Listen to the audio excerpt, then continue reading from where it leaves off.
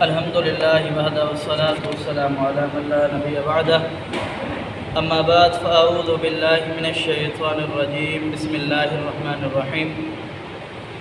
قال الله تبارك وتعالى وَلَتَبْلُوَنَّكُمْ فِي أَمْوَالِكُمْ وَأَنفُسِكُمْ وَلَتَسْمَعُنَّ مِنَ الَّذِينَ أُوتُوا الْكِتَابَ مِنْ قَبْلِكُمْ وَمِنَ الَّذِينَ أَشْرَكُوا أَذًى كَثِيرًا وَإِن تَصْبِرُوا وَتَتَّقُوا فَإِنَّ اللَّهَ ذَلِكَ لَمِنْ عَزْمِ الْأُمُورِ وَلَنَبْلُوَنَّكُمْ فِي أَمْوَالِكُمْ وَأَنفُسِكُمْ ضرور بضرور آزمایا جائے گا تمہیں تمہارے مالوں اور تمہاری جانوں کے بارے میں وَلَتَسْمَعُنَّ اور تمہیں سننی پڑے گی من الذین اوتوا الکتاب ان لوگوں کی باتیں جنہیں کتاب دی گئی اہل کتاب من قبلکم ومن الذین اشرکوا اذًا کثیرا تم سے پہلے جنہیں کتاب دی گئی اور پھر انہوں نے اللہ رب العالمین کے ساتھ لوگوں کو شریک ٹھہرایا اذًا کثیرا بہت ساری ایسی باتیں جو آپ کو ناپسند ہوگی وَإِن تَصْبِرُوا پھر تم کیا کرو صبر کرو وَتَتَّقُوا اور اللہ سے ڈرتے بھی رہو فَإِنَّ ذَلِكَ لَمِنْ عَزْمِ الْأُمُورِ پس اگر آپ نے یہ کر لیا تو یہ بہت بڑا کام ہے اور بہت بڑا اجر ہے اس میں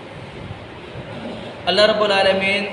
صحابہ کرام کو اور مسلمانوں کو تمام اور پیغمبر علیہ السلام کے ساتھ پورے مسلمانوں کو یہ پیغام دے رہے ہیں کہ اے مسلمانوں کی جماعت ابھی آپ نے غزوہ احد لڑا ہے اس میں آپ کو کافی نقصان کا سامنا کرنا پڑا ہے اس سے اور بھی آپ کو بہت ساری قربانیاں دینی پڑے گی اور آپ کو برداشت بھی کرنا پڑے گا جب یہ قربانیاں آپ سے اللہ رب العالمین لے گا آپ نے صرف صبر کرنا ہے اور اللہ رب العالمین سے ڈرتے رہنا ہے کوئی ایسی بات نہیں کرنی جس کی وجہ سے آپ کے سارے اعمال برباد ہو جائے یا ضائع ہو جائے جناب اسامہ بن زید رضی اللہ تعالیٰ عنہ بیان فرماتے ہیں کہ رسول اللہ صلی اللہ علیہ وسلم گدھے پر سوار ہوئے اور اس گدھے پر شہر وفد کی ایک موٹی چادر تھی اور میں آپ علیہ السلام کے پیچھے تھا ہم جا رہے تھے قبیلہ خزرج اور قبیلہ اوس میں جناب عبادہ بن صامت رضی اللہ تعالی عنہ کے پاس عیادت کے لیے جب ہم ان کے پاس جا رہے تھے تو راستے میں ایک گروہ بیٹھا ہوا تھا کچھ لوگ جمع تھے جن میں عبداللہ ابن ابی ابن سلول بھی موجود تھا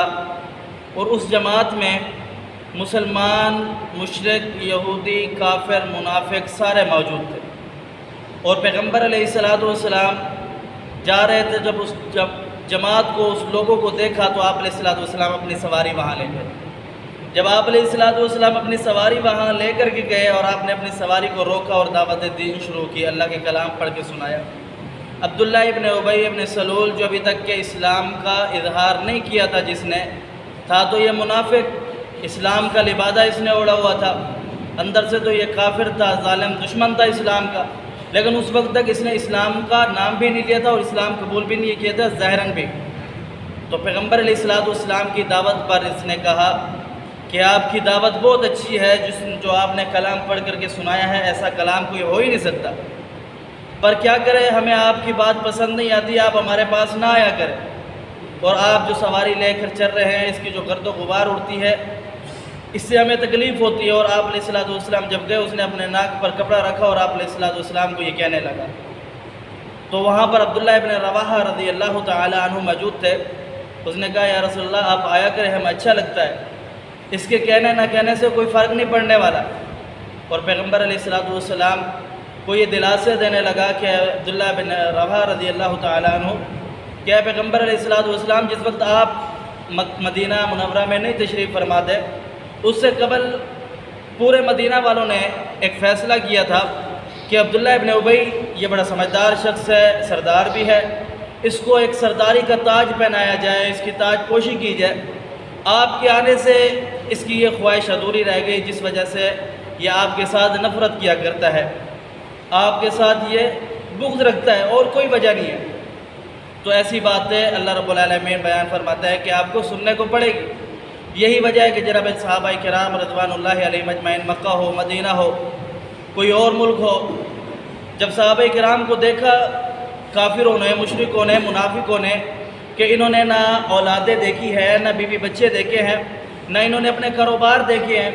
نہ انہوں نے جناب دنیا کی عیش و عشرت، نہ دنیا کی عیاشیاں دیکھی ہیں، ساری چیزیں قربان کر دی ہے، پاؤں کی ٹھوکر پر مار دی ہے۔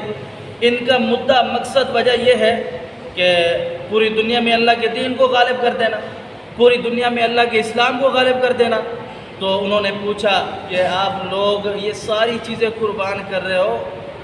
اولادیں بھی چھوڑ دی، علاقے بھی چھوڑ دیے، جائیدادیں بھی چھوڑ دی، حتیٰ کہ آپ کو پھانسی کے پتوں پر لٹکایا گیا، پھر بھی آپ باز نہیں آئے، آپ کا سب کچھ چھین لیا گیا، پھر بھی باز نہیں آئے، تو آپ کیا کرنا چاہتے ہو؟ فرمایا لیظہرہ علی الدین کلہ، پوری دنیا میں اللہ کے دین کو غالب کر دینا چاہتے ہیں، پوری دنیا میں اللہ کے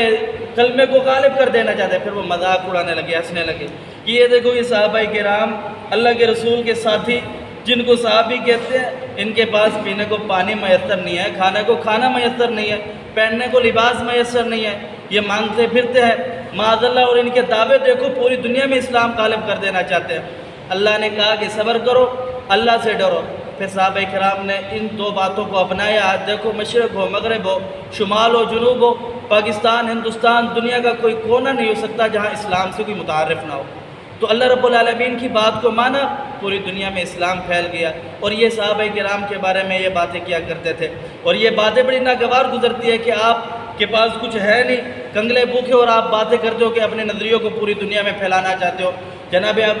عبد الرحمن بن عوف رضی اللہ تعالیٰ عنہ کا بڑا بہترین واقعہ، گھر سے نکلتے ہیں کہ جہاں اسلام قبول کر لیا، ابھی گھر والے سارے کافر ہیں، کسی نے اسلام قبول ہی نہیں کیا، گھر سے نکلے بھی کیا کرنا ہے، محمد کریم صلی اللہ علیہ وسلم کے پاس جانا ہے، اب ان کے بغیر دل نہیں لگتا، ان کا دیدار کرنا ہے، تو کہا جانا ہے تو جاؤ۔ بھائیوں نے، بہنوں نے، رشتہ داروں نے، دوستوں نے، سسرال والوں نے، کسی نے گھر چھینا، کسی نے سواری چھینی، کسی نے لباس چھین لیا، کسی نے کچھ چھین لیا، تاکہ بیوی بچے سب چھین لیے۔ اکیلے جاتے جاتے جائے رسول اللہ صلی اللہ علیہ وسلم کے پاس جا پہنچے، آپ علیہ السلام نے نماز ظہر پڑھائی اور دیکھا پیچھے عبد الرحمن بن عوف تھے۔ آپ نے فرمایا عبد الرحمن کیسے آنا ہوا؟ فرمایا یا رسول اللہ سارا کچھ چھوڑ کر آ گیا ہوں، کچھ بھی باقی نہیں بچا۔ آپ علیہ السلام نے فرمایا کچھ نہیں بچا؟ کہا کچھ نہیں بچا۔ آپ نے فرمایا کچھ تو بچا ہوگا نا؟ کہا یا رسول اللہ اور اس کے رسول کی محبت کے علاوہ کچھ نہیں بچا، سب کچھ چھین لیا۔ آپ علیہ السلام نے فرمایا عبد الرحمن اللہ اور اس کے رسول کی محبت کو بچا لیا ہے تو سب کچھ بچا لیا ہے، باقی چیزیں اللہ رب العالمین دے دے گا۔ تو یہاں اللہ رب العالمین صحابہ کرام کو یہ بیان فرما رہے ہیں کہ کافروں، منافقوں اور مشرکوں سے آپ کو طرح طرح کی باتیں سننی پڑے گی،